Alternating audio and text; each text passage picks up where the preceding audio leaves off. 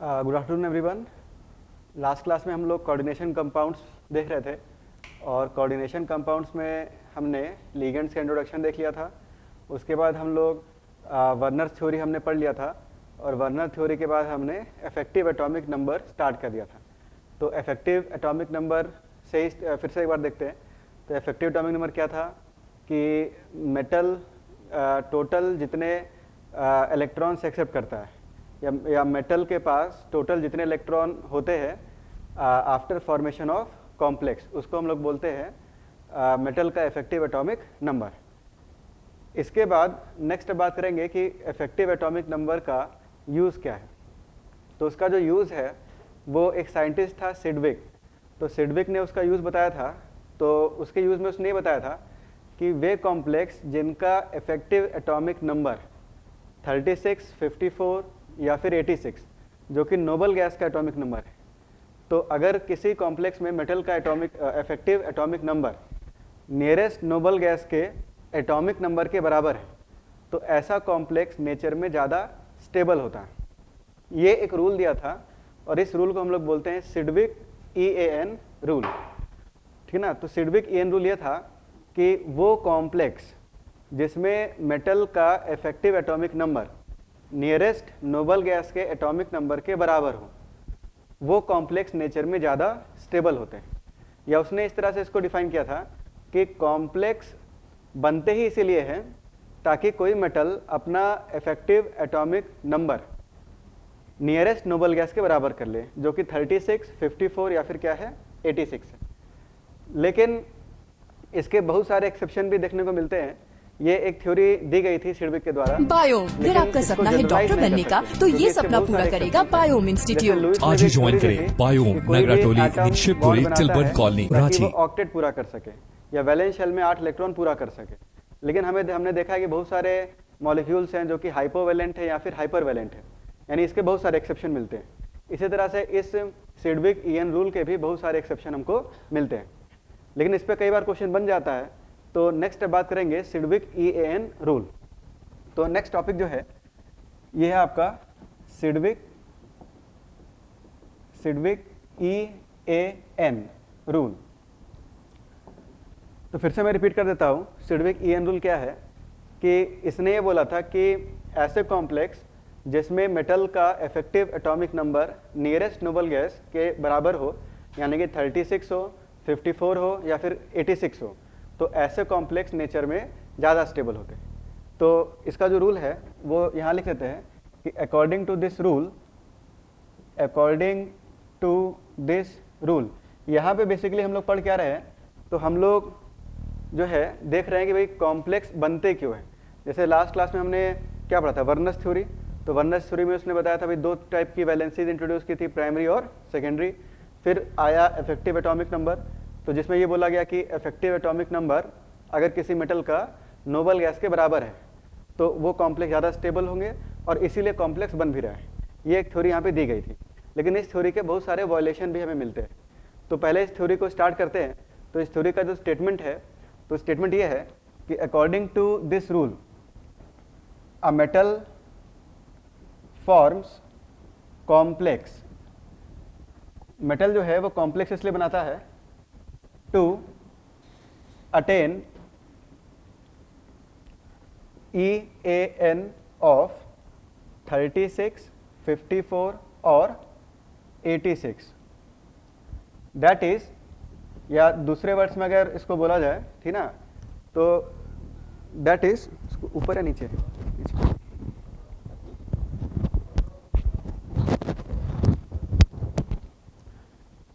ना, that is complex having effective atomic number of 36, 54 and 86 are relatively more stable। तो इसको दूसरे words में लिख सकते हैं, that is complex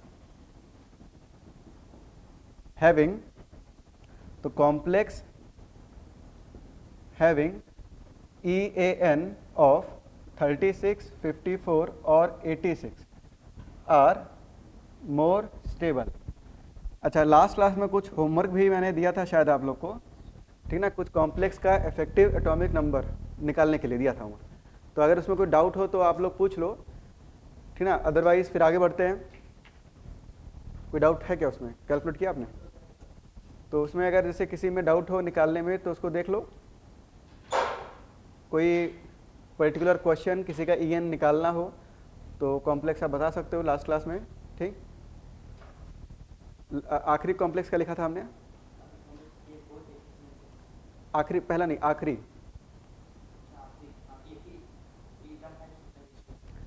हाँ, FE ईटा 5 C5 H5 होगा, ये C5 H5, ठीक, होल ट्वाइस ये, ठीक। तो जैसे एक मैं बता रहा हूँ, इस पे सिल्विक पे आते हैं, पहले होमवर्क डिस्कस कर लें थोड़ा सा। इसको फेरोसिन बोलते हैं। क्या बोलते हैं इसको? फेरोसिन। इसका नाम भी याद रखना है, ये नाम क्योंकि जनरल नेम या ये काफ़ी बार फेरोसिन नाम से ही पूछा जाता है कॉम्प्लेक्स। तो ये फेरोसिन, पहले तो ये नाम आपको याद रखना है, लास्ट जो मैंने कॉम्प्लेक्स दिया था आपको।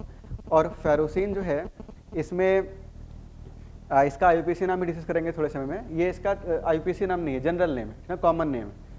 अच्छा, अब इसमें ये बताओ, ये जो C5 H5 है, तो एक C5 H5 पे चार्ज कितने का है? -1 होगा ना, साइक्लोपेंटाडाइनाइल।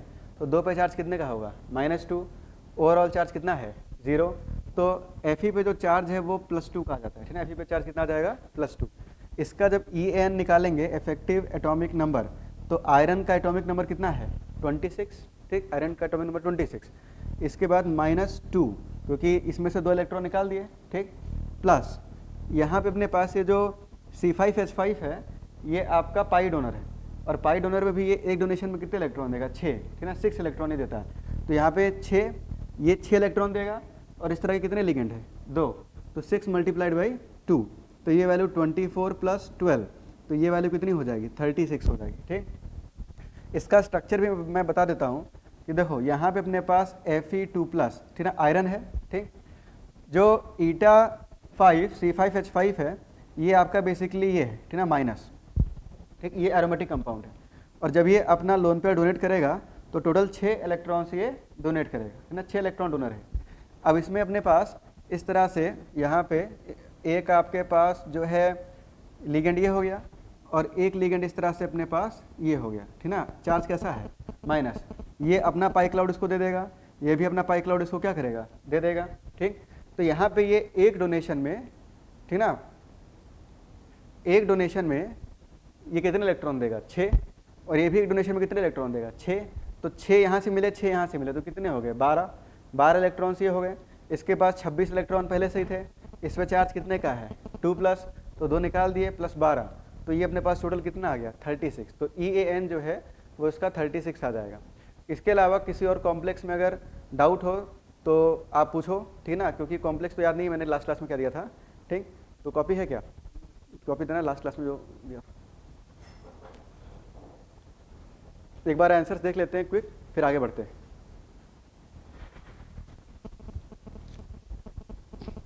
अच्छा, इसके बाद K3 FeCN6 था, तो आंसर देख लो आप। सेकंड में K3 FeCN6 है, तो इसमें जो EAN है वो आपका इफेक्टिव एटॉमिक नंबर जो है ये 35 आ जाएगा, ठीक।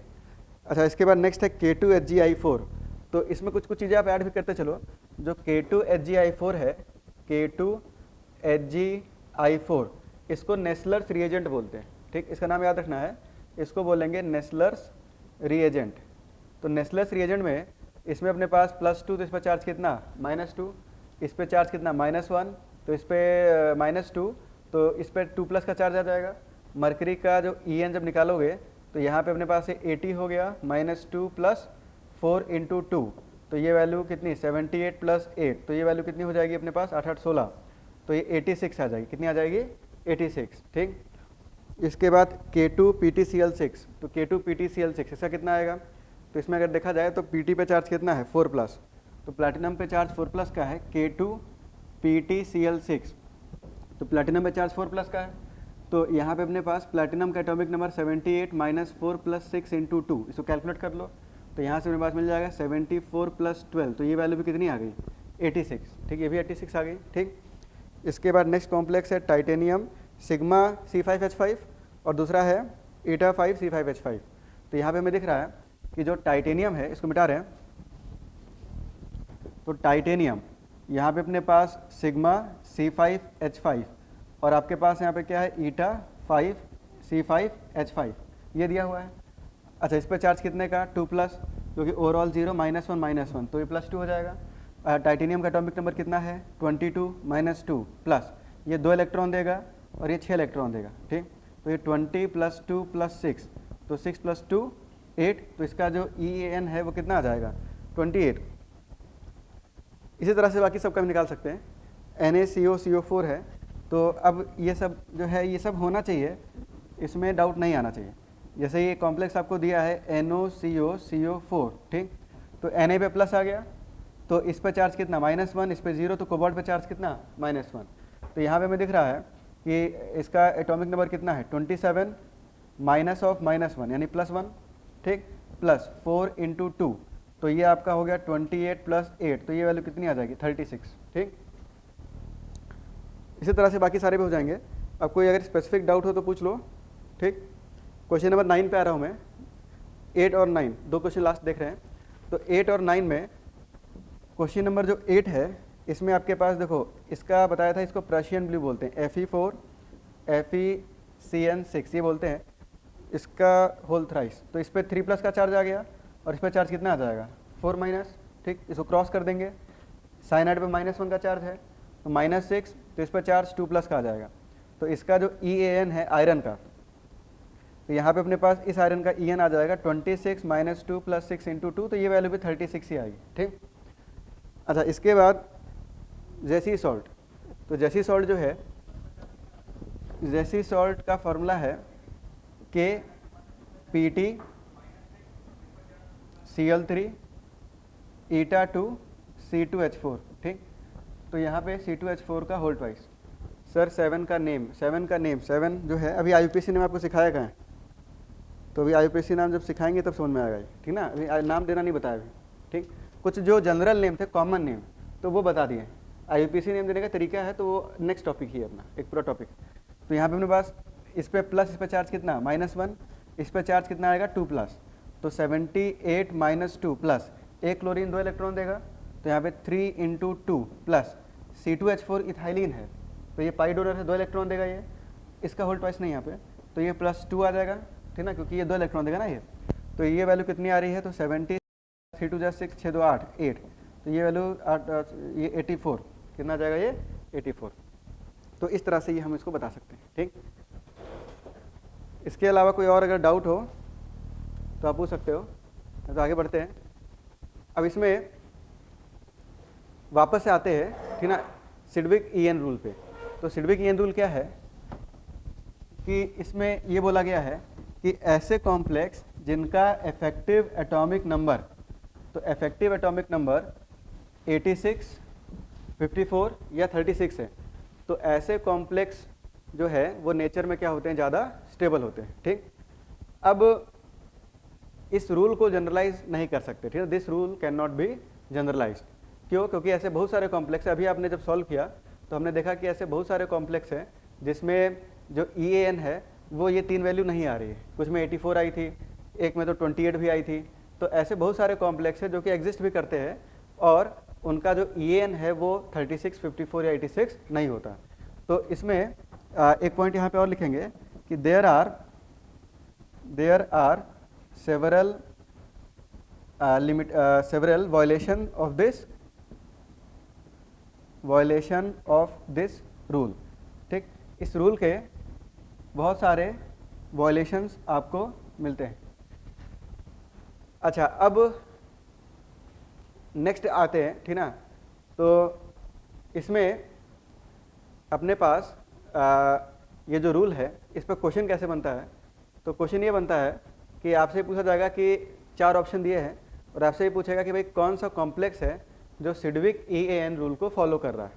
ठीक, तो अगर किसी कॉम्प्लेक्स का EAN 36 निकल गया, 54 निकल गया या फिर क्या निकल गया 86, तो हम बोल देंगे कि वो जो कॉम्प्लेक्स है आपका वो सिडविक EAN रूल को फॉलो कर रहा है। ठीक, अच्छा, और अगर किसी कॉम्प्लेक्स का जो इफेक्टिव एटॉमिक नंबर है वो 36, 54 या 86 नहीं है तो हम बोलेंगे कि वो सिडविक EAN रूल को फॉलो नहीं कर रहा है। तो बहुत सिंपल सा क्वेश्चन आता है। क्वेश्चन इस तरह से पूछा जाता है कि कौन सा सिडविक EAN रूल फॉलो कर रहा है, कौन सा फॉलो नहीं कर रहा है। अब काम की चीज़ पे आते हैं। काम की चीज़ ये है कि ये एक ऑब्जर्वेशन देखा गया है कि जो मेटल के कार्बोनिल्स होते हैं, तो मेटल के जो कार्बोनिल्स होते हैं वो सिडविक ईएन रूल को फॉलो करते हैं। तो इस पॉइंट को हमें याद रखना है। तो ये एक ऑब्जर्वेशन है, ये एक्सपेरिमेंटली देखा गया है। इट इज ऑब्जर्व्ड दैट, तो it is observed that metal carbonyls, तो metal carbonyls follow Sidgwick EAN rule. 7 भी प्लीज। 7th नंबर क्या था complex? Chromium H2O EN2 H2O, फिर यहाँ 2 होगा ना, और यहाँ पे अपने पास GLY, एक GLY भी है, और H2O कितना है? 2। तो फिर चलो ये एक हाइपोथेटिकल कॉम्प्लेक्स हो गया। और कोई आयन दिया है क्या यहाँ पे? काउंटर आयन, एक काउंटर आयन भी होना चाहिए। तो यहाँ पे H2O2 ये जैसे दिया है, तो यहाँ पे -1 प्लस इस पर Cl2 आना चाहिए, यहाँ पे एक Cl2 भी होगा।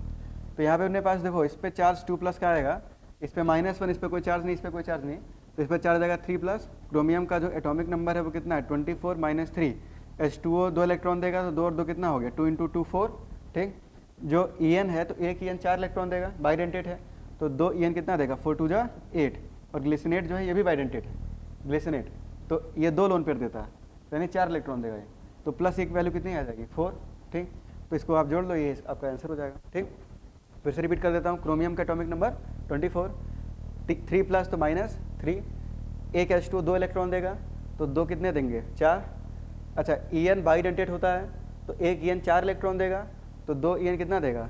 8 इलेक्ट्रॉन देगा। और ये भी बाइडेंटेट है, 2 लोन पेयर देगा ये, यानी 4 इलेक्ट्रॉन, तो 4 इलेक्ट्रॉन देगा, तो यानी 4 ऐड कर देंगे, तो इसको ऐड कर देंगे, ये इसका EN हो जाएगा। ठीक, खैर, तो अब वापस से EN रूल पे आते हैं। होमवर्क आपका डिस्कस हो गया। तो देखो, काम की चीज़ ये थी कि जो मेटल के कार्बोनिल होते हैं, तो मेटल के कार्बोनिल्स सिडविक EN रूल को फॉलो करते हैं। मेटल कार्बोनिल मतलब कि MCO, इस तरह के जो कॉम्प्लेक्स हैं X। ठीक, तो ये आपका मेटल का क्या कहलाएगा? कार्बोनिल ना, मेटल कार्बोनिल। तो metal carbonyls follow Sidgwick EN rule, इस चीज़ को हमें याद रखना है। मतलब कि अगर किसी मेटल का कार्बोनिल है, तो वो उसका जो EN होगा मेटल का, तो जब EN कैलकुलेट करेंगे तो ये या तो 36 आएगा, या तो 54 आएगा, या तो 86 आएगा। ये वैल्यूज़ कहाँ से आती हैं? तो इसको भी समझ लें कि जैसे ये 3D सीरीज़ है, ये 4D सीरीज़ है, ये क्या है? 5D series. तो 3D सीरीज़ के यहाँ पे जो हमें नोबल गैस मिलती है, तो यहाँ हमें मिलता है क्रिप्टन। क्रिप्टन का एटॉमिक नंबर कितना है? 36। क्रिप्टन के नीचे कितना है? क्रिप्टन के नीचे अपने पास जेनॉन, और जेनॉन के नीचे कौन है? रेडॉन। तो 54, और ये अपने पास क्या हो जाएगा? 86। तो अगर कोई मेटल 3D सीरीज़ का है, ये मेटल अगर 3D सीरीज़ का है, तो इसका जो EN होगा वो कितना आना चाहिए? 36। अगर मेटल 4D सीरीज़ का है, तो उसका EN कितना आना चाहिए? 54। और मेटल अगर 5D सीरीज़ का है, तो उसका EN कितना आना चाहिए? 86 आना चाहिए। तो अगर किसी मेटल का कार्बोनिल है, तो वो इस रूल को फॉलो करेगा। मेटल 3D सीरीज़ का होगा तो EN 36 होना चाहिए, मेटल 4D सीरीज़ का होगा तो EN कितना होना चाहिए? 54। और मेटल अगर 5D सीरीज़ का है तो EN कितना होना चाहिए? 86 होना चाहिए। अब 1-2 क्वेश्चन करेंगे तो ये थोड़ा और क्लियर होगा। तो सिडविक EN रूल पे 1-2 क्वेश्चन देखते हैं। तो पहला क्वेश्चन ये है, 5 किसी ने लिखा,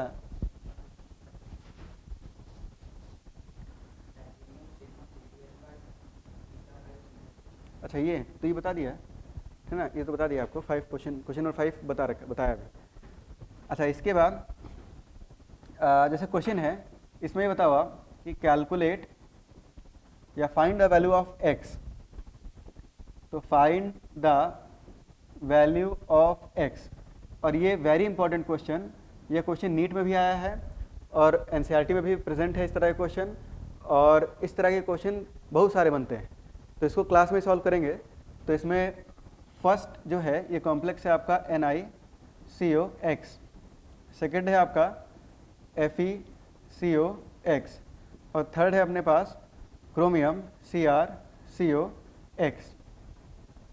ठीक, तो इसमें आपको x की वैल्यू बतानी है। मैं हिंट दे के छोड़ रहा हूँ मतलब हिंट देके आपको आपके ऊपर क्वेश्चन छोड़ रहा हूँ कि यहाँ पे ये मेटल के कार्बोनिल्स हैं, ठीक ना, ये मेटल के क्या है, कार्बोनिल्स, ठीक। तो मेटल के जो कार्बोनिल्स होते हैं वो सिडविक ईएन रूल को फॉलो करते हैं, यानी कि अगर इस कॉम्प्लेक्स का इफेक्टिव एटॉमिक नंबर निकाला जाए तो ये 36 आना चाहिए, क्योंकि मेटल की सीरीज़ का है, 3D सीरीज़ का है, तो इसका ईएन कितना आना चाहिए, 36। तो एक्स की वैल्यू कितनी हो जाएगी, ये आपको पता है भाई, CO मोनोडेंटेट लिगेंड है, तो एक CO एक लोन पेयर देगा, तो एक्स CO कितने लोन पेयर देंगे, एक्स लोन पेयर देंगे। अच्छा, CO पे कोई चार्ज होता नहीं है, यहाँ पे चार्ज कितना दे रखा है आपको, 0, कोई चार्ज दिया तो है नहीं, तो ओवरऑल चार्ज 0 मानना है, तो निकल पे चार्ज कितना हो गया, 0। तो मैं एक कर रहा हूँ, सेकेंड थर्ड आपको बताना है। तो क्वेश्चन नंबर 1 में जैसे आपको NiCO4 NiCOX ये दे रखा है, ठीक, ये दिया हुआ है। अब इसमें इसका जो EAN है वो कितना आना चाहिए, 36। क्यों आना चाहिए, तो ये इन्फॉर्मेशन मैंने आपको बताई है कि मेटल के जो कार्बोनिल्स हैं वो सिडविक ईएन रूल को फॉलो करते हैं, दूसरे लिगेंड्स जरूरी नहीं फॉलो करें, पर कार्बोनिल्स में ये देखा गया है कि ये ईएन रूल को फॉलो करते हैं। अब EN इसका 36 होगा, तो इसका एटॉमिक नंबर कितना है, 28 माइनस 0, 0 क्योंकि इस पर चार्ज कितना है, 0 प्लस 2 इंटू एक्स, क्योंकि एक CO 2 इलेक्ट्रॉन देगा, तो एक्स CO कितना इलेक्ट्रॉन देंगे, 2x, तो इट इज़ इक्वल टू, तो ये कितना आना चाहिए, 36 आना चाहिए। तो इसको यहाँ पे calculate 28 plus 2x equal to 36, तो 2x इक्वल टू 8 और x इक्वल टू कितना आ गया, 4। तो यहाँ पे NiCO यहाँ पे x की वैल्यू कितनी आ जाएगी, 4 आ जाएगी, ठीक ना। ये कंपाउंड स्टेबल है, एग्जिस्ट भी करता है। इसी तरह से इन दोनों का भी आपको फाइंड करना फटाफट। तो यहाँ पे x की वैल्यू क्या आएगी, तो देखिए भाई कोई आंसर अगर आ रहा हो किसी का तो मैं लिख सकते हो आप। सेकंड जो है इसमें FeCOX है, तो Fe के लिए एटॉमिक नंबर कितना हो जाएगा, 26। तो यहाँ पे अगर देखा जाए तो आपके पास ये जो FeCOX है, तो FeCOX में EN 36 आना चाहिए, ठीक ना। तो यहाँ पे मेरे पास 36 इक्वल टू Fe का एटॉमिक नंबर 26, चार्ज कितना 0 प्लस 2 इंटू एक्स, तो यहाँ से x की वैल्यू 5 आ जाएगी, ठीक। और थर्ड जो क्वेश्चन था CrCOX, तो CrCOX इसको क्लास में कर देंगे। कई बार क्वेश्चन आता है भाई x की वैल्यू बताओ, तो लोग सोचते हैं कि x की वैल्यू जो है हमें रटनी है, याद रखनी है, तो याद नहीं रखनी है, हमें पता है कि भाई इसका EN कितना है, 36, तो EN इसमें 36 आना चाहिए, तो EN इक्वल टू 36। तो यहाँ पे chromium 24 minus 0 plus 2x equal to 36, तो यहाँ से x की वैल्यू कितनी आ जाएगी, 6 आ जाएगी, ठीक, x की वैल्यू 6 आ जाएगी। तो ये जो है 5 और 6, तो सही आंसर दिया है।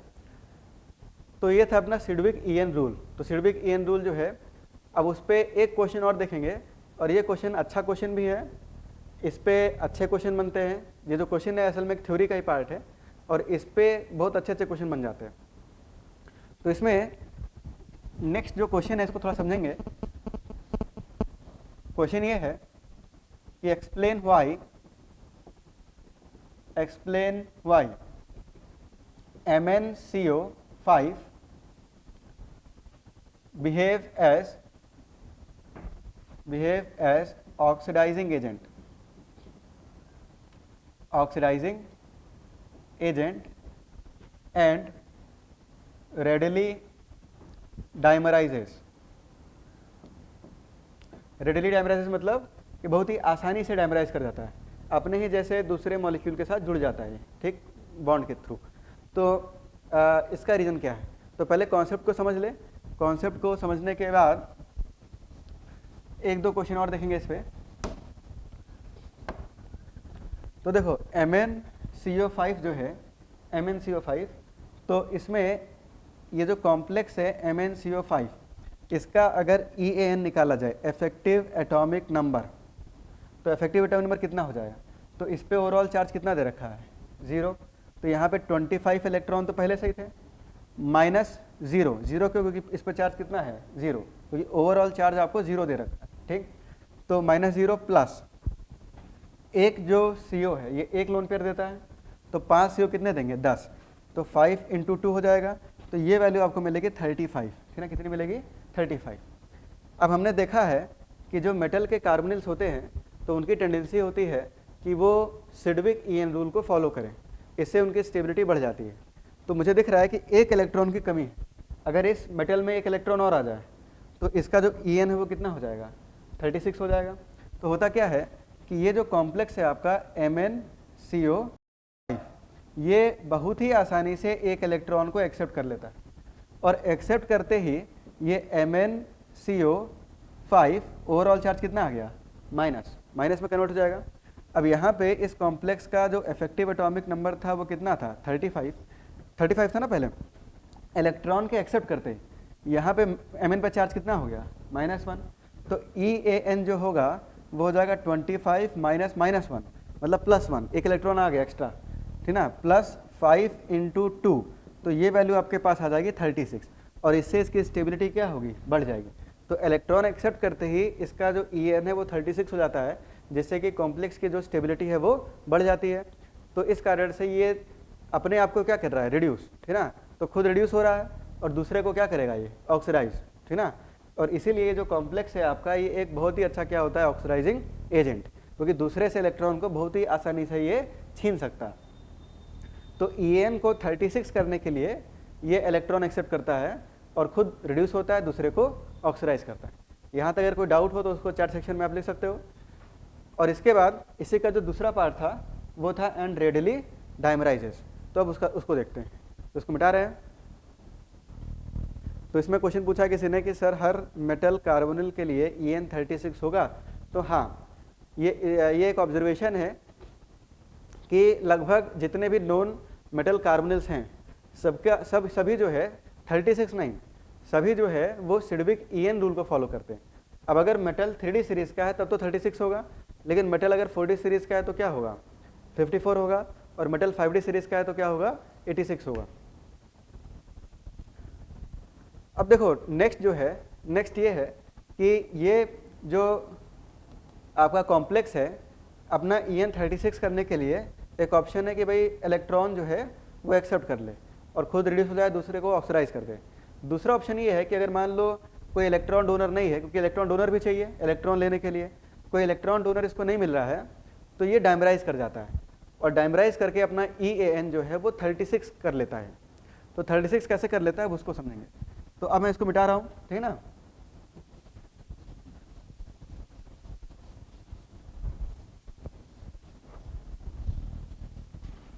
देखो अब इसको थोड़ा समझेंगे इस पॉइंट को, क्योंकि यहाँ एक नया कॉन्सेप्ट हम देखने जा रहे हैं।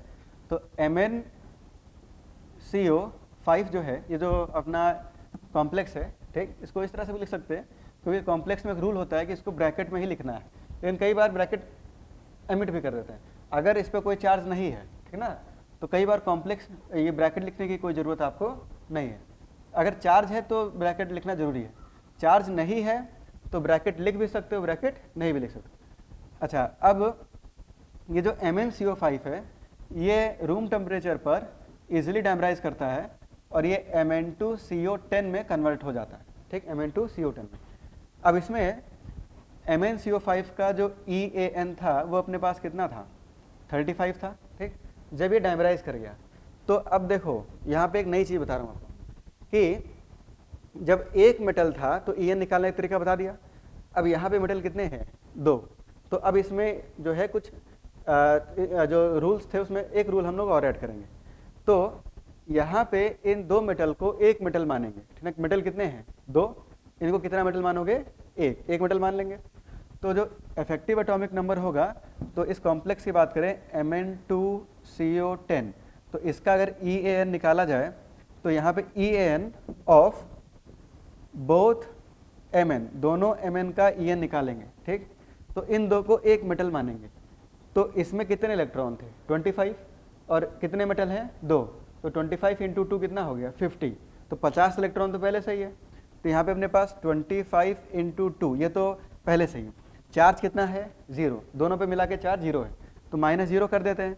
तो -0 प्लस एक CO कितने इलेक्ट्रॉन देगा, 2, ठीक ना, 2 देगा, तो 10 कितने देंगे, 20। तो यहाँ पे 10 × 2 हो जाएगा ये। तो ये जो है हम जोड़ लेंगे इस तरह से। अब यहाँ पे एक नया चीज़ मैं बता रहा हूँ, ये तो हम पहले से करते थे, लेकिन वो तब वैलिड था जब कितने मेटल हो, 1, लेकिन यहाँ मेटल कितने हैं, 2। तो होता क्या है कि जब 2 मेटल होंगे तो भाई किसी ना किसी बॉन्ड से तो जुड़े ही होंगे, ठीक ना। तो यहाँ पे डेल्टा बॉन्ड बनता है। कौन सा बॉन्ड बनता है? Delta bond. आपको याद होगा केमिकल बॉन्डिंग में आपको बताया था वीबीटी में 3 तरह के बॉन्ड थे, सिग्मा बॉन्ड, पाई बॉन्ड और डेल्टा बॉन्ड। जब 4 लोब इंटरेक्शन होता है तो कौन सा बॉन्ड बनता है? Delta bond. तो जब 2 मेटल्स होते हैं तो जनरली डी ब्लॉक के एलिमेंट्स आपस में डेल्टा बॉन्ड बनाते हैं। तो डेल्टा बॉन्ड जब ये बनाएंगे तो आपस में भी इलेक्ट्रॉन की शेयरिंग करेंगे। एक मेटल जो है दूसरे मेटल को इलेक्ट्रॉन क्या करेगा?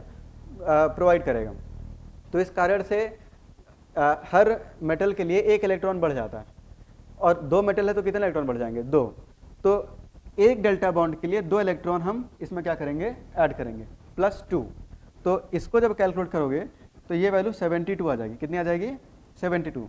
50 ये हो गया, 50 + 20 70 + 2 72, 72 हो जाएगा। तो ये तो 2 Mn के लिए बात की। अब बात करेंगे EAN ऑफ ईच Mn। तो ये हो जाएगा 72/2। तो ये वैल्यू कितनी आ जाएगी? 36। तो यहाँ मैंगनीज का जो इफेक्टिव एटॉमिक नंबर है वो कितना हो गया? 36 हो गया। डायमराइज करते ही जो इफेक्टिव एटॉमिक नंबर है वो उसका 36 हो रहा है।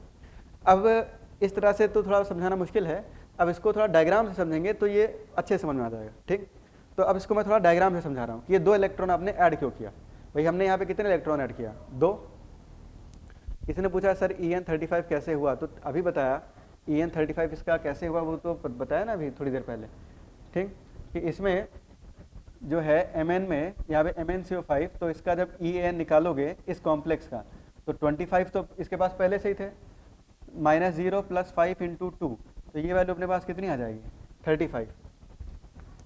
डेल्टा बॉन्ड क्या होता है कोई पूछ रहा है, तो डेल्टा बॉन्ड हमने पढ़ा था क्लास 11th में वैलेंस बॉन्ड थ्योरी में कि भाई ओवरलैपिंग से बॉन्ड बनता है। जब एक्सियल ओवरलैपिंग होती है तो बॉन्ड कौन सा बनता है? सिग्मा। जब साइडवेज ओवरलैपिंग होती है तो कौन सा बॉन्ड बनता है? पाई।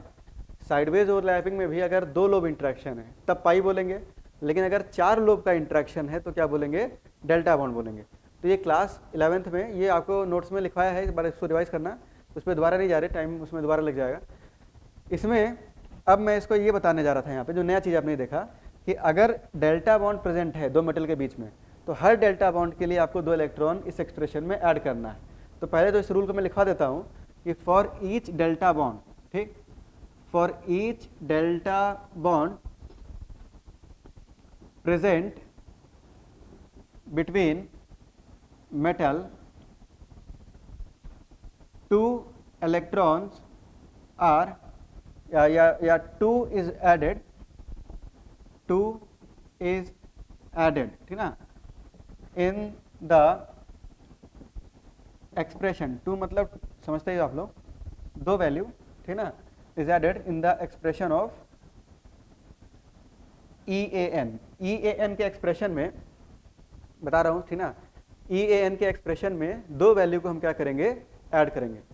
तो जब 2 मेटल्स के बीच में डेल्टा बॉन्ड प्रेजेंट होगा तो ऐसे केस में, ठीक ना, जो EAN का एक्सप्रेशन होगा, दोनों मेटल को एक मेटल मान लिया, ठीक, तो यहाँ पे Mn कितने हो गए अपने पास? 2। तो टोटल कितने? 50 इलेक्ट्रॉन ये हो गए, -0, एक CO कितने इलेक्ट्रॉन देगा? 2, तो 10 कितने देंगे? 20।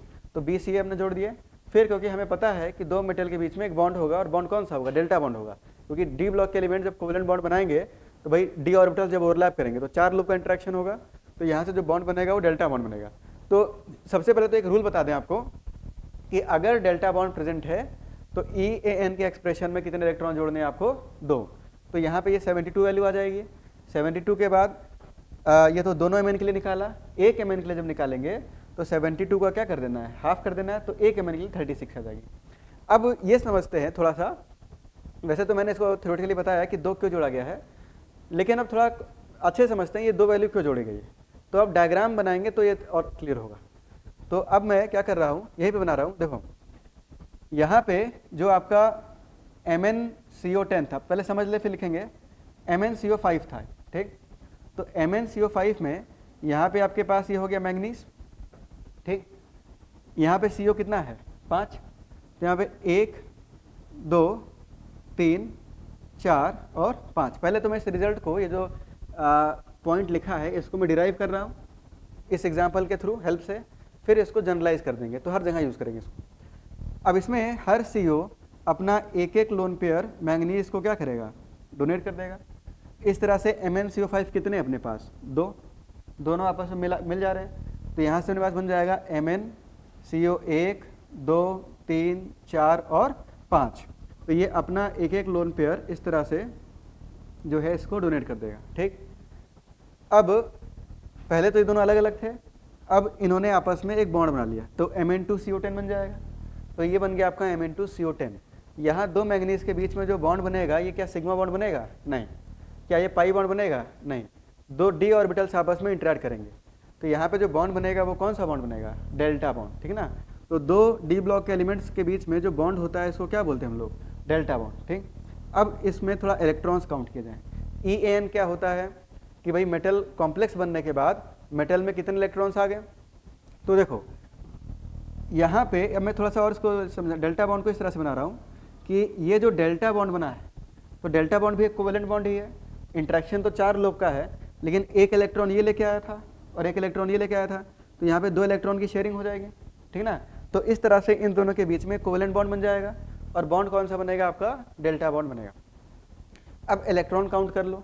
ठीक, तो यहाँ पे इस मैंगनीज के लिए अगर बात करें, इस वाले मैंगनीज के लिए, तो जो इफेक्टिव एटॉमिक नंबर होगा तो वो कॉम्प्लेक्स बनने के बाद टोटल इलेक्ट्रॉन्स होगा। तो मैंगनीज के पास देखो 25 इलेक्ट्रॉन तो पहले से ही थे, 25 इलेक्ट्रॉन पहले से ही थे। इस पे चार्ज कितना है? 0, तो इसमें से 0 वैल्यू हटा दी हमने। ठीक, इसके बाद प्लस यहाँ पे एक CO कितने इलेक्ट्रॉन देगा? 2। एक CO 2 इलेक्ट्रॉन देगा तो 2 2 4 2 6 2 8 और 2 10 इलेक्ट्रॉन यहाँ से आ गए। तो मैंने यहाँ क्या किया? +10 ऐड कर दिया। लेकिन अब थोड़ा ध्यान दो कि अगर ये दोनों आपस में नहीं जुड़े होते तब तो ये 25 + 10 ये हो जाता, लेकिन जब इन दोनों के बीच में एक बॉन्ड बन गया तो एक इलेक्ट्रॉन ये भी तो एक्स्ट्रा दे रहा है इसको। अच्छा, 2 इलेक्ट्रॉन दे रहा है कि 1 इलेक्ट्रॉन दे रहा है? एक। ये एक इलेक्ट्रॉन इसी का है। ठीक, जिसको ये 25 में काउंट कर चुके हैं। भाई आपने बोला ना कि इसके पास 25 इलेक्ट्रॉन्स है, तो 25 इलेक्ट्रॉन में एक इलेक्ट्रॉन तो इसका खुद काउंट कर चुके हैं और एक इलेक्ट्रॉन जो है वो इस Mn ने दिया है, तो इस Mn के पास एक एक्स्ट्रा इलेक्ट्रॉन आ गया ना, तो यहाँ पे प्लस जो है प्लस हम क्या करेंगे? 1 करेंगे। अब इस फॉर्मूले पे आओ जो हमने यहाँ लिखा है। तो जब 2 मेटल के लिए बात की आपने तो 25 × 2 कर दिया। ठीक है, क्योंकि भाई 2 मेटल हो जाएंगे। 4 0 था तो 0 × 2 कर दिया। अच्छा, 5 CO इधर है, 5 CO इधर है, तो 5 + 5 कितना हो गया? 10, तो 10 × 2 कर दिया। लेकिन ये इलेक्ट्रॉन रह गया ना, क्योंकि ये आपस में भी शेयर कर रहे हैं। ये मैंगनीज इसको 1 इलेक्ट्रॉन दे रहा है और ये मैंगनीज इसको 1 इलेक्ट्रॉन दे रहा है, तो एक मैंगनीज को 1 इलेक्ट्रॉन एक्स्ट्रा मिल रहा है, तो दोनों मैंगनीज को कितने इलेक्ट्रॉन एक्स्ट्रा मिलेंगे? 2। तो 2 वैल्यू हम इसमें क्या करेंगे? ऐड करेंगे। तो जब इसको 2 से जब डिवाइड करेंगे तो यहाँ पे ये /2 हो जाएगा, तो ये वैल्यू 25 आ जाएगी। ये /2 हो जाएगा तो 2 2 कट जाएगा, ये वैल्यू कितनी आ जाएगी? 10 आ जाएगी। और इसको जब 2 से डिवाइड करेंगे तो ये वैल्यू कितनी आ जाएगी? 1, क्योंकि एक इलेक्ट्रॉन इसको क्या हुआ? एक्स्ट्रा मिला। ठीक, समझ में आया चीज़? तो अब कंक्लूजन ये है कि जब हम फॉर्मूला लिखेंगे, इसको जोड़ो कितना हुआ है? ये आपका 25 + 10 35 और 35 + 1 कितना हो गया? 36, तो 36 वैल्यू आ जाएगी। ठीक, जो कि फॉर्मूले से भी आ रही थी अपनी। तो कंक्लूजन ये है, अब इसको सीधा अप्लाई करना है। ठीक ना, जो उसके पीछे का फंडा था मैंने बता दिया कि 2 इसलिए ऐड किया क्योंकि ये आपस में इलेक्ट्रॉन को क्या कर रहे हैं? शेयर कर रहे हैं। तो ये है कि अगर कोई डेल्टा बॉन्ड प्रेजेंट है तो ऐसे केस में हम EAN के एक्सप्रेशन में 2 इलेक्ट्रॉन को क्या करेंगे? ऐड करेंगे। इस पे 1-2 एग्जाम्पल मैं और आपको दे रहा हूँ ताकि थोड़ा प्रैक्टिस हमें और अच्छे से हो जाए। तो 1-2 एग्जाम्पल और देखेंगे। एक चीज़ और याद रखना कि ये जो कॉम्प्लेक्स का मैं स्ट्रक्चर बना रहा हूँ, ये स्ट्रक्चर NCERT में गिवन है इसी चैप्टर में, कोऑर्डिनेशन कंपाउंड। तो ये सर स्ट्रक्चर भी काफ़ी इंपॉर्टेंट हो जाते हैं। कई बार आपको स्ट्रक्चर मिलता है, वो कॉम्प्लेक्स का फॉर्मूला नहीं लिखेगा, वो आपको स्ट्रक्चर दे देगा इस तरह से, और स्ट्रक्चर देने के बाद आपसे पूछेगा कि इफेक्टिव एटॉमिक नंबर बताओ। तो ऐसे केस में फॉर्मूला यूज़ करना थोड़ा बेवकूफ़ी हो जाएगा, क्योंकि अगर स्ट्रक्चर गिवन है तो आप सीधा देख सकते हो कि भाई 25 इसके पास पहले से ही थे, ये 2 दिया, ये 2 दिया, ये 2 दिया, ये 2 दिया और ये भी 2 दिया, तो 10 एक्स्ट्रा आ गए और एक उधर से मिल गया। ठीक ना, तो वो सीधा ही जोड़ देंगे हम, अगर इस तरह का स्ट्रक्चर गिवन है तो। आगे बढ़ते हैं। अब एक कॉम्प्लेक्स यहाँ पे मैं और ले रहा हूँ।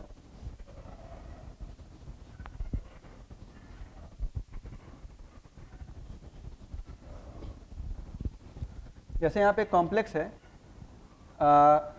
CO8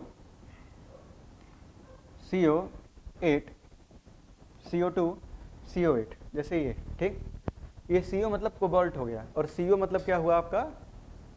carbonyl. ठीक, इसमें आपको इफेक्टिव एटॉमिक नंबर बताना है। अब यहाँ ध्यान देना कि यहाँ कितने CO हैं? 2 CO।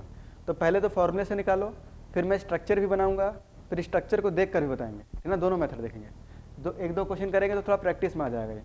तो इसमें फॉर्मूले से निकालते हैं। तो वैसे भी मैंने आपको एक ट्रिक बताई दी है कि मेटल के जो कार्बोनिल्स होते हैं इनका जो इफेक्टिव एटॉमिक नंबर होता है वो कितना होता है, 36 होता है।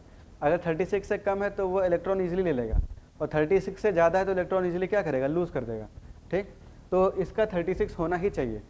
अब इसमें इसका जब EAN निकालेंगे तो इफेक्टिव एटॉमिक नंबर जो है ये हो जाएगा, ये कितना है 27, तो 27 × 2 प्लस, ठीक, CO कितना है चार्ज, तो इसमें चार्ज कितना -0 प्लस CO कितना है 8, एक CO कितने इलेक्ट्रॉन देगा 2, तो 8 कितने 16, तो यहाँ पे 8 × 2, तो ये 27 × 2 कर भाई कितना हुआ ये। अच्छा, अब इसमें मिसिंग क्या है, मिसिंग है कि यहाँ पे अपने पास 2 CO है, और तो 2 CO है तो उनके बीच में एक डेल्टा बॉन्ड होगा, और अगर डेल्टा बॉन्ड प्रेजेंट है तो ऐसे केस में आपको एक डेल्टा बॉन्ड के लिए 2 इलेक्ट्रॉन ऐड करना है। तो यहाँ पे अपने पास +2 वैल्यू आपको क्या करनी पड़ेगी, ऐड करनी पड़ेगी। क्यों, फॉर डेल्टा बॉन्ड, ठीक है, कौन सा बॉन्ड, डेल्टा बॉन्ड, ठीक है, 2 मेटल्स के बीच में डेल्टा बॉन्ड प्रेजेंट होता है। अब इसको कैलकुलेट करो कितना आ रहा है ये, तो ये आपका 27 × 2 54 प्लस 16 + 2 ये 72 आ रहा होगा। ठीक, तो ये तो हो गया EAN फॉर बोथ CO, दोनों CO के लिए ये इतना आया, क्योंकि हमने ये दोनों को एक साथ ले लिया ना। तो EAN फॉर 1 CO, एक CO के लिए अगर देखें तो 72/2, तो ये वैल्यू कितनी आ जाएगी 36। तो एक तो मैंने आपको ये फार्मूला सिखा दिया, फार्मूला कैसे लिखना है। अच्छा, अब थोड़ा सा इसको कॉन्सेप्चुअली समझें। तो इसका मैं आपको स्ट्रक्चर बता रहा हूँ, स्ट्रक्चर याद रखना है, गिवन होता है, ठीक, और NCERT में इसका स्ट्रक्चर गिवन भी है, ठीक है, कॉम्प्लेक्स कंपाउंड चैप्टर में। तो अब इसका स्ट्रक्चर भी आप लोगों को याद ही होना चाहिए, जो स्ट्रक्चर कॉपी में आप बना रहे हो वो सारे स्ट्रक्चर्स आपको याद होने चाहिए, क्योंकि एग्जाम में जब तक अगर स्ट्रक्चर याद है तो ही बनेगा। तो इसमें देखो होता क्या है कि इसका जो स्ट्रक्चर है, तो यहाँ पे 2 CO होते हैं, ठीक, इसके बाद जो कार्बन मोनोऑक्साइड है CO, तो यहाँ पे कार्बन मोनोऑक्साइड इसको अपना लोन पेयर इस तरह से डोनेट कर देगा। ये याद रखना, ये कोबाल्ट है, ये क्या है, कोबाल्ट, और ये कार्बन मोनोऑक्साइड है। इसको कई बार ये भी CO ये भी CO, तो एक कन्फ्यूज़न आ जाता है। इसके बाद यहाँ पे अपने पास CO 1 2 और 3, तो इस तरह से 3 और 3 कितने हो गए 6, कितने CO बच गए 2। तो यहाँ पे होता क्या है कि जो 2 CO हैं C+O, ये कार्बोनिल ग्रुप होता है। जैसे आपने देखा ना एल्डिहाइड या कीटोन, तो कीटोन वगैरह में C+O ग्रुप होता है, तो सेम चीज़ कार्बोनिल ग्रुप बोलते हैं इसको। तो यहाँ से एक कार्बोनिल इस तरह से होता है, ये ब्रिजिंग लिगेंड है, क्या है, एक ब्रिजिंग लिगेंड, 2 मेटल्स को ब्रिज कर रहा है। इसी तरह से अपने पास एक C+O इस तरह से होता है, और इन दोनों CO के बीच में एक डेल्टा बॉन्ड भी होता है, क्या होता है, एक डेल्टा बॉन्ड। ठीक, अब ये स्ट्रक्चर मैंने आपको दे दिया, ये गिवन है, ठीक ना, ये आपसे कोई बनाने के लिए नहीं बोलेगा, इसको याद रखना पड़ता है इस स्ट्रक्चर को। इस स्ट्रक्चर को देख कर बताओ कि इसका EN कितना है। वैसे तो यहाँ से हमने कैलकुलेट कर लिया, कितना आना चाहिए 36। अब इसका अगर देखा तो देखो, ये मैंने एक स्फीयर बना दिया, ठीक, इस स्फीयर के अंदर कितने इलेक्ट्रॉन्स हैं। तो यहाँ पे अपने पास ये जो कोबाल्ट है, तो इसका अगर EN निकाला जाए तो कोबाल्ट का एटॉमिक नंबर कितना है 27, तो 27 इलेक्ट्रॉन पहले से ही थे। इस कोबाल्ट पे चार्ज कितना है 0, क्योंकि ओवरऑल चार्ज भी 0 है, CO पे कोई चार्ज होता नहीं है, तो कोबाल्ट पे भी कोई चार्ज नहीं होगा। तो यहाँ पे 27 - 0 हो गया, प्लस ये कोऑर्डिनेट बॉन्ड है, तो 2 इलेक्ट्रॉन ये देगा, 2 इलेक्ट्रॉन ये देगा, 2 इलेक्ट्रॉन ये देगा, तो 2 2 4 और 2 6। तो यहाँ मैं लिख रहा हूँ 2 × 3, ठीक ना, 2 इसने दिया, 2 इसने दिया, 2 इसने दिया, तो 6 इलेक्ट्रॉन ये आ गया। अब इसके बाद यहाँ पे ये जो बॉन्ड है ये कोऑर्डिनेट बॉन्ड नहीं है, ये कोवेलेंट बॉन्ड है। कैसा बॉन्ड है, कोवेलेंट, उसमें भी सिग्मा बॉन्ड है। ये आपको पता ना, जैसे जो कार्बोनिल ग्रुप होता है C+O, तो यहाँ R जब आप जोड़ते हो तो ये तो एक कोवेलेंट बॉन्ड है ना, कोऑर्डिनेट बॉन्ड तो है नहीं। तो यहाँ पे ये एक कोवेलेंट बॉन्ड है, तो इसमें इलेक्ट्रॉन की शेयरिंग होगी। तो इलेक्ट्रॉन की जब शेयरिंग होगी तो एक इलेक्ट्रॉन तो इसी का होगा और एक इलेक्ट्रॉन इसका होगा, तो यहाँ से एक इलेक्ट्रॉन यहाँ से आएगा, ये भी एक कोवेलेंट बॉन्ड है, तो एक इलेक्ट्रॉन यहाँ से आएगा और एक इलेक्ट्रॉन यहाँ से आएगा, ठीक ना। तो इसमें हम 3 वैल्यू जो है वो क्या करेंगे, ऐड कर देंगे। समझ में आया कैसे, क्यों ऐड किया आपने, क्योंकि एक इलेक्ट्रॉन इसने दिया, ठीक ना, एक इलेक्ट्रॉन इस कोबाल्ट ने दिया और एक इलेक्ट्रॉन इसने दिया। 2 इलेक्ट्रॉन क्यों नहीं दिया, क्योंकि ये कोऑर्डिनेट बॉन्ड नहीं है, ये कैसा बॉन्ड है आपका, कोवेलेंट बॉन्ड है। तो एक इलेक्ट्रॉन जब यहाँ जब इलेक्ट्रॉन की शेयरिंग होगी, भाई 2 इलेक्ट्रॉन है ना इसमें, तो एक इलेक्ट्रॉन तो इसी का ही था जो कि 27 में आपने जोड़ चुके हो, और एक इलेक्ट्रॉन जो है वो कोबाल्ट इसको प्रोवाइड करेगा। तो +3 जोड़ देंगे, एक यहाँ से, एक यहाँ से, एक यहाँ से, ठीक। तो 3 जोड़ दिया हमने, तो ये वैल्यू जो है 27 + 6 + 3, ये कितना आ रहा है? ये मेरे ख्याल से 36 आएगा। ये कितना आएगा? 36, ठीक। तो 36 आ जाएगा ये। तो अगर देखो, अब मैं जो शॉर्टकट है वो ये बता रहा हूँ कि अगर एग्जाम में इस तरह का स्ट्रक्चर गिवन है, कई बार बहुत कॉम्प्लेक्स स्ट्रक्चर दे देते हैं। आपको जो असाइनमेंट मिला है उसमें EN का क्वेश्चन गिवन है, उसमें एक बहुत कॉम्प्लेक्स सा स्ट्रक्चर बना हुआ है, ठीक, और उसका EN पूछा गया है। तो उसमें अगर स्ट्रक्चर गिवन है तो सीधा आप काउंट कर लो, फॉर्मूला नहीं लगाना है कि भाई इसमें इतने इलेक्ट्रॉन पहले से ही थे, इसने इतने दिए, इसने इतने दिए, इसने इतने दिए, तो सीधा ही जोड़ के हम EN क्या कर सकते हैं, निकाल सकते हैं। एक लास्ट एग्जाम्पल और कर रहे हैं। तो यहाँ पे जो नेक्स्ट कॉम्प्लेक्स है, अब ये आप लोग को खुद से करना चाहिए कि इसमें जो कॉम्प्लेक्स है आपका वो है FeCO9, Fe2CO9, ठीक। तो इसमें आयरन का EAN निकालो कितना है, एक आयरन का।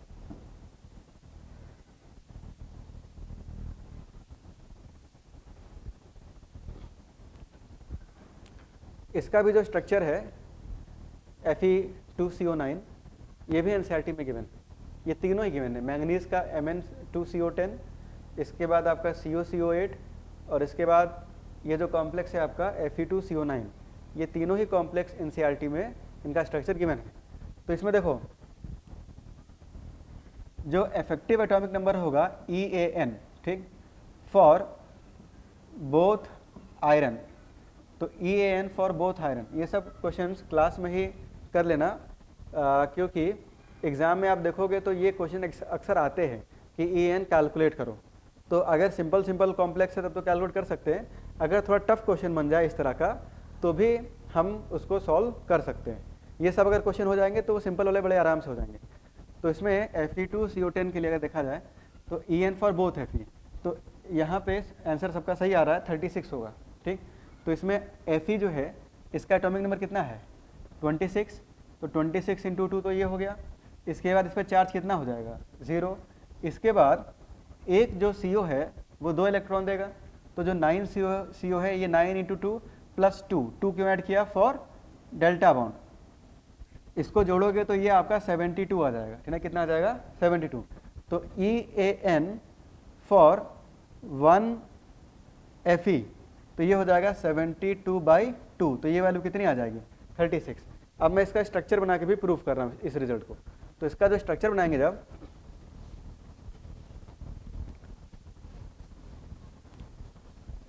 तो इसके स्ट्रक्चर में देखो, यहाँ पे अपने पास 2 आयरन है, Fe और Fe। इसका स्ट्रक्चर कुछ इस तरह से होता है कि यहाँ पे अपने पास CO 1, यहाँ पे अपने पास 2, और यहाँ पे 3 CO यहाँ पे होते हैं, और इस तरह से अपने पास 1, यहाँ पे अपने पास 2, और यहाँ पे अपने पास 3 CO इस तरह से होते हैं, ठीक।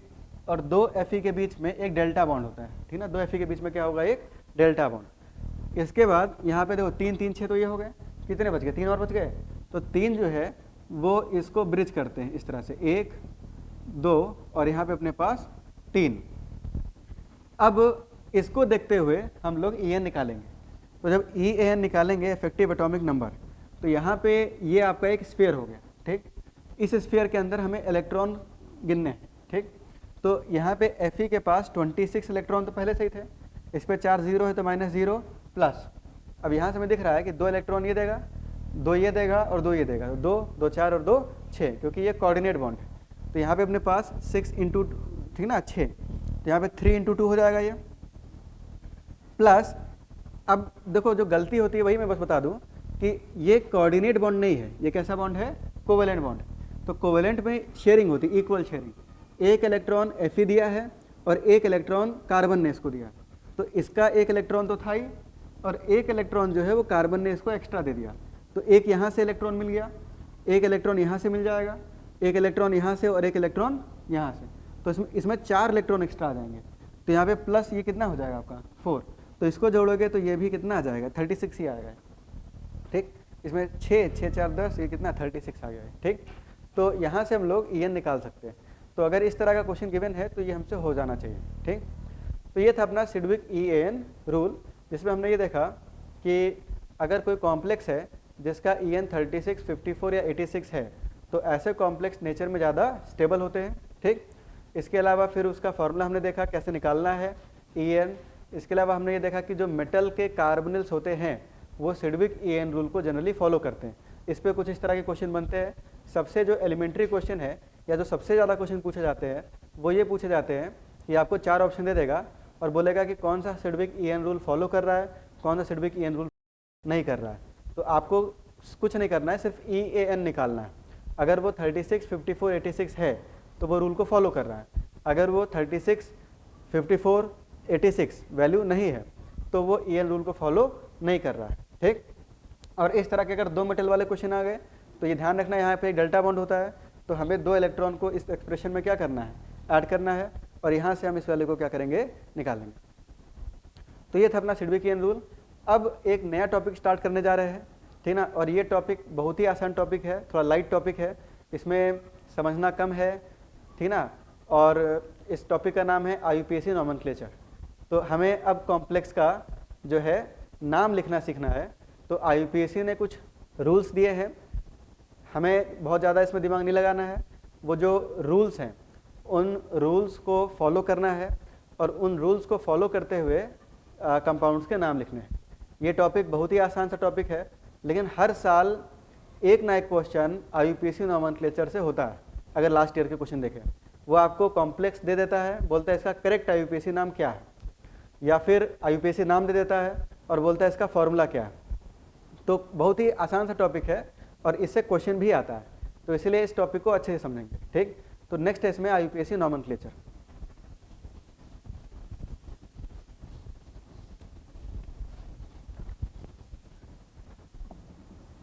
तो IUPAC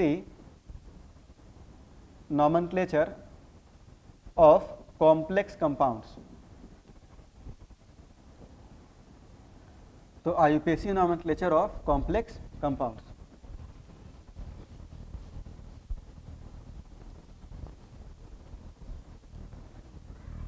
तो IUPAC nomenclature of complex compounds में देखो, जो सबसे पहला रूल है, मैं एक एक करके पहले सारे रूल्स बता दूंगा, फिर उसके बाद क्वेश्चंस करेंगे।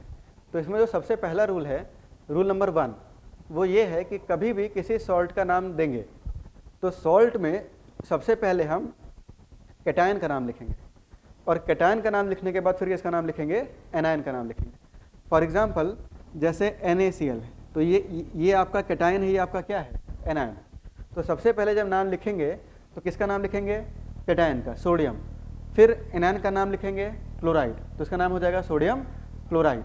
ठीक, क्लोराइड सोडियम नहीं पढ़ेंगे, हालांकि नाम गलत नहीं है, लेकिन ये IUPAC रूल्स में नहीं आता है। ठीक, इसका नाम क्या होगा, सोडियम क्लोराइड।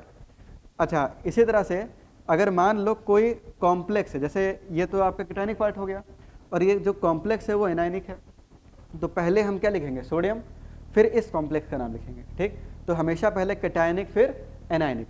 हो सकता है भाई कॉम्प्लेक्स कैटायनिक हो और जो है ये एनायनिक हो, तो ऐसे केस में पहले कॉम्प्लेक्स का नाम लिखेंगे फिर एनायन का नाम लिखेंगे।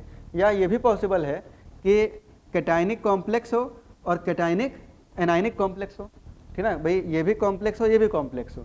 ठीक, तो पहले कैटायनिक कॉम्प्लेक्स का नाम जब पूरा लिख लेंगे, फिर एनायनिक कॉम्प्लेक्स का नाम पूरा लिखेंगे।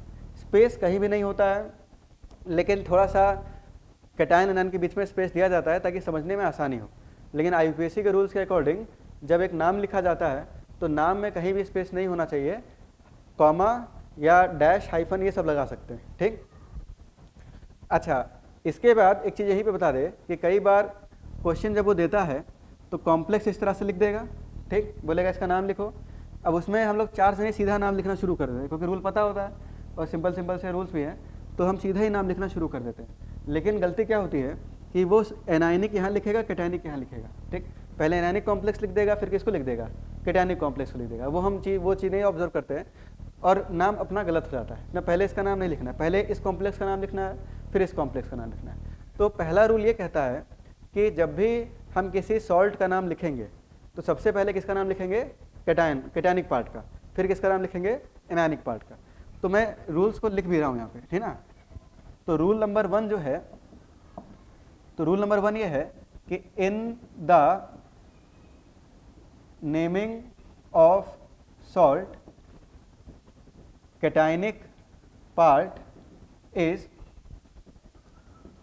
named first followed by anionic part। ठीक, cationic part और anionic part में सबसे पहले नाम लिखना है आपको किसका, cationic part का, फिर नाम लिखना है anionic part, चाहे वो सिंपल कैटायन हो चाहे वो कॉम्प्लेक्स कैटायन। ठीक, इसके बाद रूल नंबर 2 पे आते हैं। रूल नंबर 2 ये है कि भाई देखो, अब बात करते हैं, मान लो कैटायन कॉम्प्लेक्स है, एनायन कॉम्प्लेक्स है। अब कॉम्प्लेक्स का नाम कैसे लिखेंगे, ठीक है, मान लो कोई भी पार्ट उसमें से कॉम्प्लेक्स है, तो कॉम्प्लेक्स का नाम कैसे लिखेंगे। तो कॉम्प्लेक्स का नाम लिखने के लिए जो रूल बताया गया है कि सबसे पहले कॉम्प्लेक्स में 2 स्पीशीज हैं, एक मेटल है और दूसरा लिगेंड है। तो सबसे पहले कॉम्प्लेक्स में लिगेंड्स का नाम लिखेंगे। लिगेंड्स का नाम, सभी लिगेंड्स का नाम लिखेंगे अल्फाबेटिकल ऑर्डर में। उसके बाद लिगेंड्स का नाम जब हो जाएगा तब किसका नाम लिखेंगे, मेटल का नाम। और मेटल का नाम लिखने के बाद उसका जो ऑक्सीडेशन स्टेट है उसको रोमन नंबर्स में ब्रैकेट में भी लिखना है। जैसे मान लो प्लैटिनम, उस पर चार्ज 4+ का है, तो ऐसे केस में प्लैटिनम लिख दिया आपने, और उसके बाद उसका चार्ज भी आपको बताना है, ब्रैकेट में 4 लिख देंगे रोमन नंबर्स में। ठीक, तो फिर से रिपीट कर रहा हूँ कि कॉम्प्लेक्स का जब नाम लिखेंगे तो सबसे पहले लिगेंड्स का नाम लिखा जाएगा, अल्फाबेटिकल ऑर्डर में लिखना है आपको।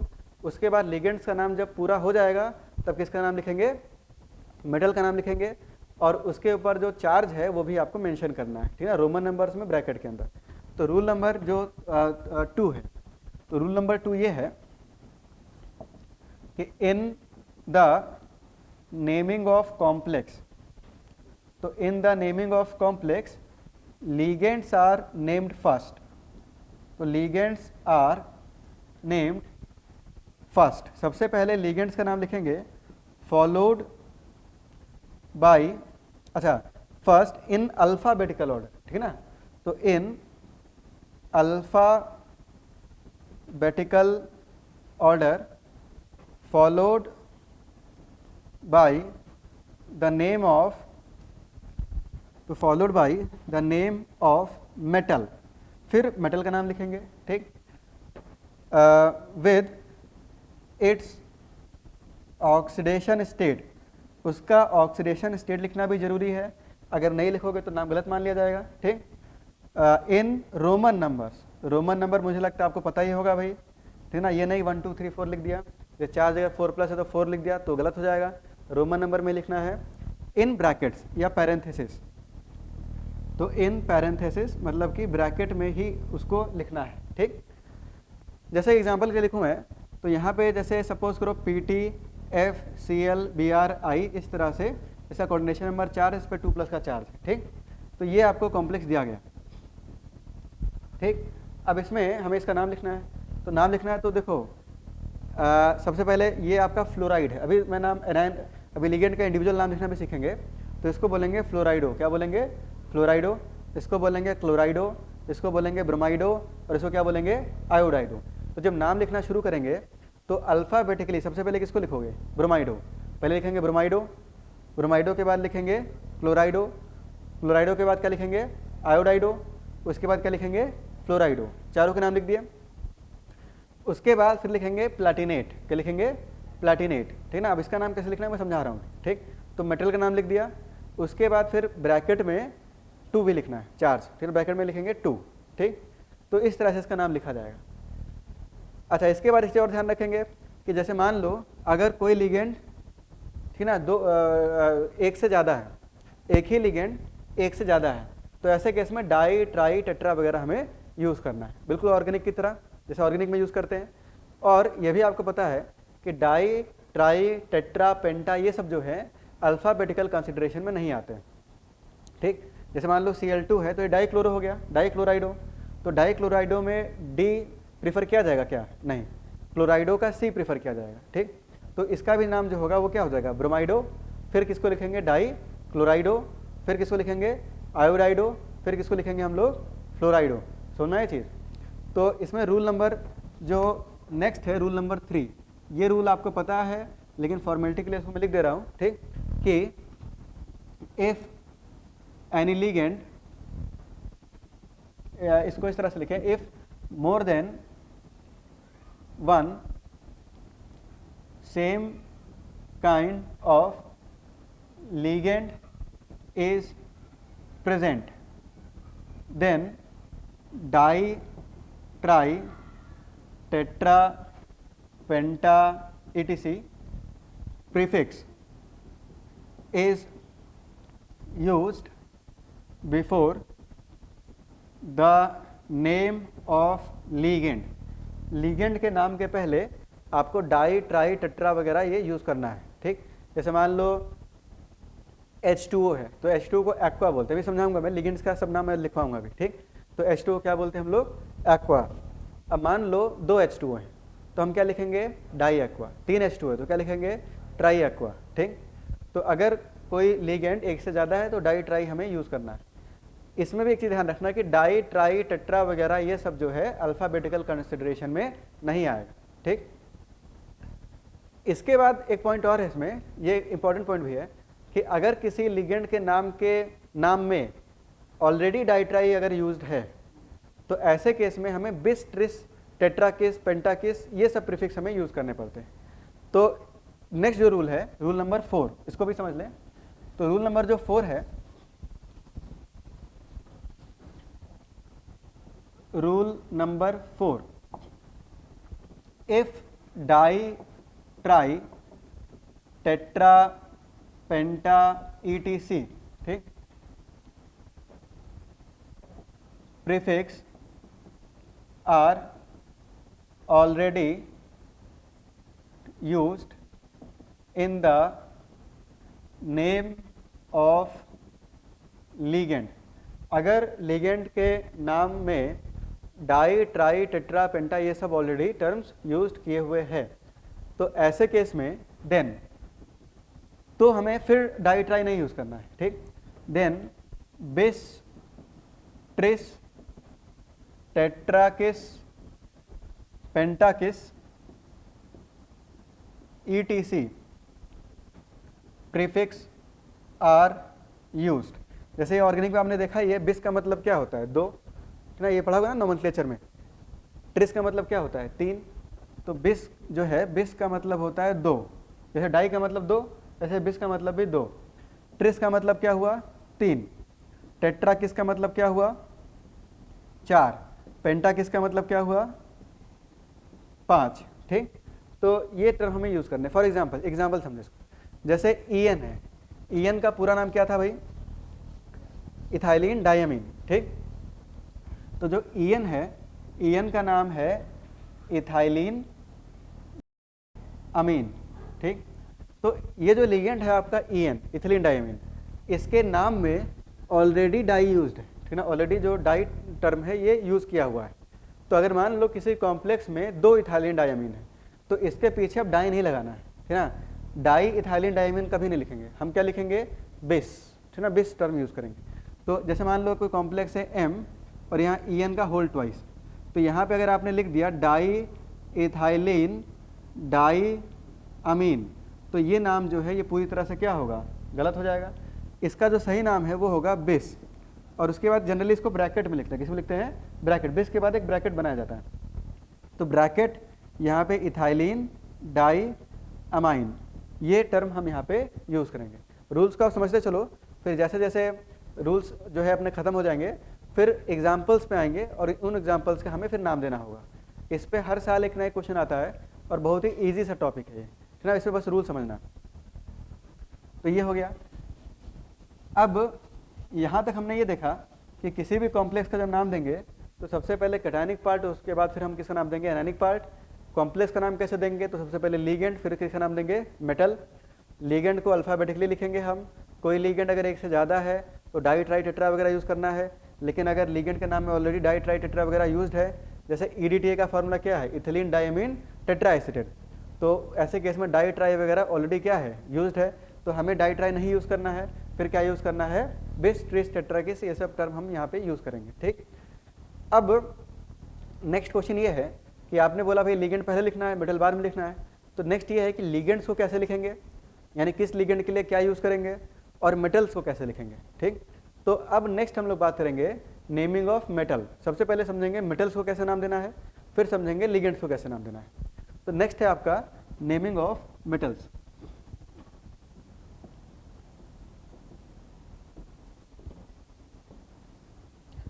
तो देखो मेटल्स के केस में जो पहला रूल इसमें दिया गया है, रूल नंबर 1, फर्स्ट पॉइंट जो है, तो फर्स्ट पॉइंट ये है कि आपका जो मेटल है अगर कॉम्प्लेक्स एनायनिक है तो मेटल का जब नाम लिखेंगे तो वहाँ पे 8 सफिक्स हमको यूज़ करना है, ठीक है। ये रूल यहाँ गिवन है। तो यहाँ पे जो रूल है वो ये है, फॉर एनायनिक कॉम्प्लेक्स, पहला जो केस है वो एनायनिक कॉम्प्लेक्स के लिए है। एनायनिक कॉम्प्लेक्स किसको बोलोगे भाई? What are anionic complex? तो ऐसा कॉम्प्लेक्स जिसमें कॉम्प्लेक्स स्फीयर पे चार्ज कैसा हो? नेगेटिव, तो उसको क्या बोलेंगे हम लोग? Anionic complex. तो अगर कोई कॉम्प्लेक्स एनायनिक है तो ऐसे केस में 8 suffix is used after the name of metal। Metal के नाम के बाद 8 सफिक्स आपको यूज करना है, ठीक। इन प्लेस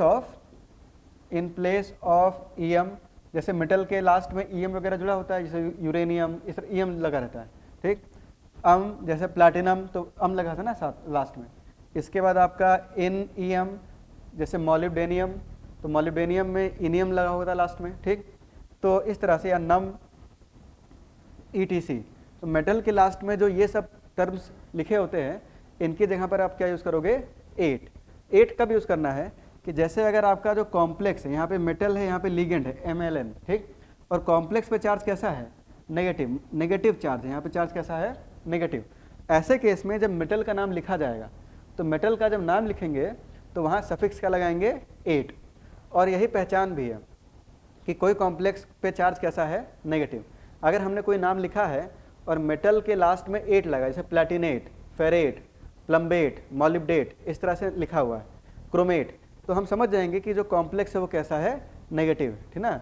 तो ये धीरे धीरे प्रैक्टिस से अपने आप समझ में भी आने लगता है। अब इसमें जैसे कुछ एग्जाम्पल से समझें, जैसे क्रोमियम है, ठीक ना। क्रोमियम का फॉर्मूला क्या है? Cr को क्या पढ़ते हो? क्रोमियम।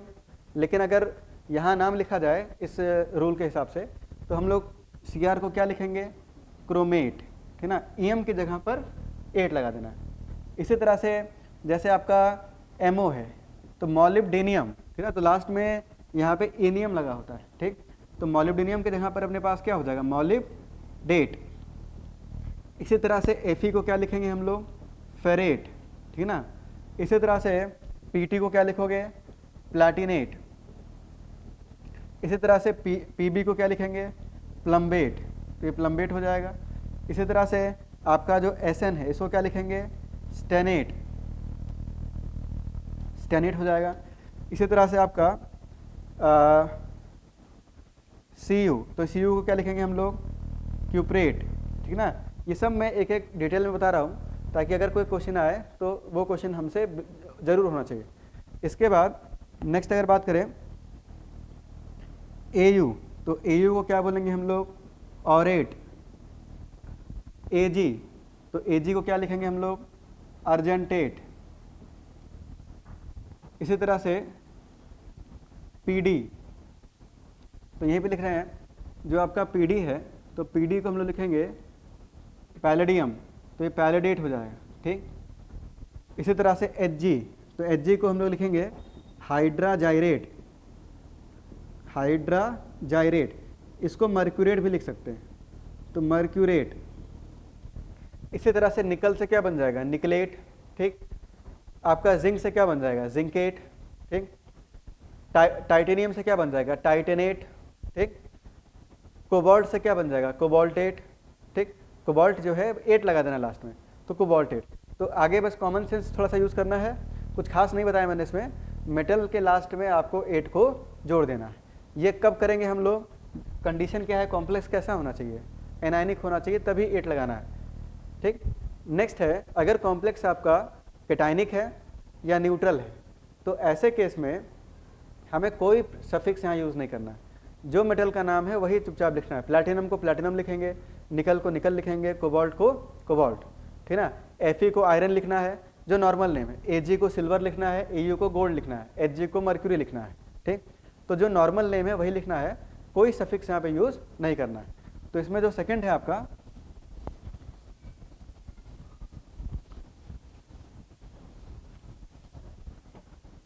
तो सेकंड है इसमें फॉर एनाइनिक, फॉर कैटाइनिक और न्यूट्रल कॉम्प्लेक्स। तो फॉर कैटाइनिक और neutral complex no suffix is used, कोई सफिक्स आपको यूज नहीं करना है, ठीक। जैसे कि अगर आपका CO है तो बहुत ही मानिए CO को क्या लिखोगे, कोबाल्ट। Na को क्या लिखेंगे, निकल। अच्छा, यहाँ पे Fe को आयरनेट मत लिख देना, गलत हो जाएगा, ठीक ना। Au को गोल्डेट मत लिख देना, या Ag को सिल्वरेट, ये नहीं, यहाँ सिस्टमैटिक नेम ही यूज़ करना है, अर्जेंटेट, ठीक। जैसे इसको जो PB है प्लम्बेट, तो इसको लेडेट लिख दिया, तो लेडेट जो है वो क्या होगा, गलत मान लिया जाएगा, ठीक। PB को क्या लिखेंगे, प्लम्बेट। लेकिन अगर कॉम्प्लेक्स आपका कैटाइनिक है या फिर न्यूट्रल है, तो ऐसे केस में ये सब सिस्टमैटिक नेम नहीं यूज़ करना है, जो नॉर्मल नाम है वही लिखना है, ठीक। जैसे Fe है तो बहुत ज़्यादा इसमें फेरेट वेरेटी सब नहीं, Fe को आयरन लिखेंगे, क्या लिखेंगे, आयरन। Au को क्या लिखेंगे, गोल्ड। Ag को क्या लिखेंगे, सिल्वर, ठीक ना। Hg को क्या लिखेंगे, मर्क्यूरी, ठीक। तो जो नॉर्मल नाम है वही हम लोग यहाँ पे लिखेंगे, ठीक। तो देखो इसके आगे अब नेक्स्ट क्लास में स्टार्ट करेंगे। अभी आधा पार्ट और बचा है इसमें नॉमेनक्लेचर में, तो मैं एक बार थोड़ा सा इसको यहाँ तक जो पढ़ा है वो मैं बता दूँ कि हमने देखा कि जब नाम देना शुरू करेंगे तो पहले कैटाइनिक पार्ट का नाम देंगे, फिर एनानिक पार्ट का नाम देंगे। अब इनमें से कोई भी कॉम्प्लेक्स हो सकता है, कॉम्प्लेक्स का जब नाम देंगे तो पहले किसका नाम दोगे, लिगेंड्स का, फिर किसका नाम दोगे, मेटल्स का।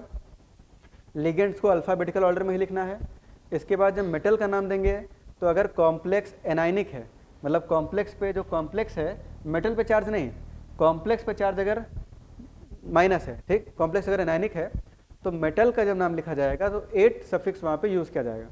लेकिन अगर मेटल कॉम्प्लेक्स पे कोई चार्ज नहीं है या कॉम्प्लेक्स पे पॉजिटिव चार्ज है, तो ऐसे केस में कोई सफिक्स यहाँ पे यूज़ नहीं किया जाएगा, नो सफिक्स इज यूज, ठीक है। नॉर्मल नाम ही लिखना है। और नाम लिखने के बाद एक चीज़ और याद रखना है कि नाम लिख के छोड़ना नहीं है। मेटल का जब भी नाम लिखेंगे तो ब्रैकेट में उसका क्या लिखना है, ऑक्सीडेशन स्टेट। जैसे मान लो यहाँ पे Fe इस तरह का कॉम्प्लेक्स अगर आपको दिया जाता है, FeCO5, मान लो 2+ एक रैंडम कॉम्प्लेक्स लिखा मैंने, तो यहाँ पे पेंटाकार्बोनिल लिखेंगे। इसके बाद Fe पे चार्ज कितना है, 2+, ये कैटाइनिक कॉम्प्लेक्स है, तो यहाँ पे नाम लिख के पहले लिगेंड का नाम लिखेंगे, फिर मेटल का नाम लिखेंगे, आयरन, ठीक ना। फेरेट क्यों नहीं लिखा, क्योंकि कॉम्प्लेक्स पर चार्ज कैसा है, पॉजिटिव, तो आयरन लिखेंगे।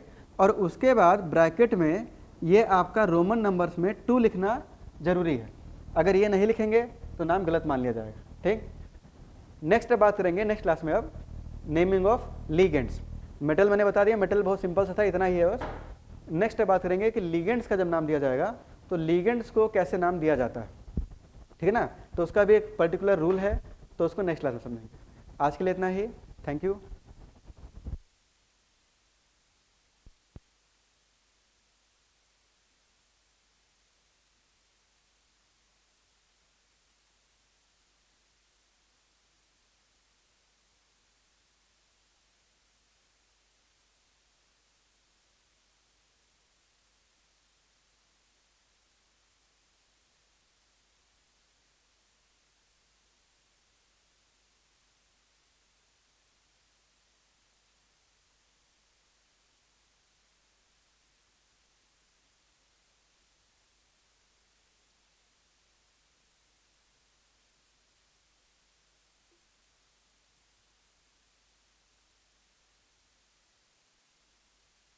बायोम मेडिकल 2018 में रांची से बेस्ट एंड हाईएस्ट रिजल्ट देने वाला सिर्फ मेडिकल प्रिपरेशन का संस्थान biome, a leading institute for pre medical exam. और अगर आपका सपना है डॉक्टर बनने का, तो ये सपना पूरा करेगा बायोम इंस्टीट्यूट। आज ही ज्वाइन करें Biome, Nagratoli near women's college and Shivpuri Tilburn colony, opposite Spring City Mall, Hinoo, Ranchi.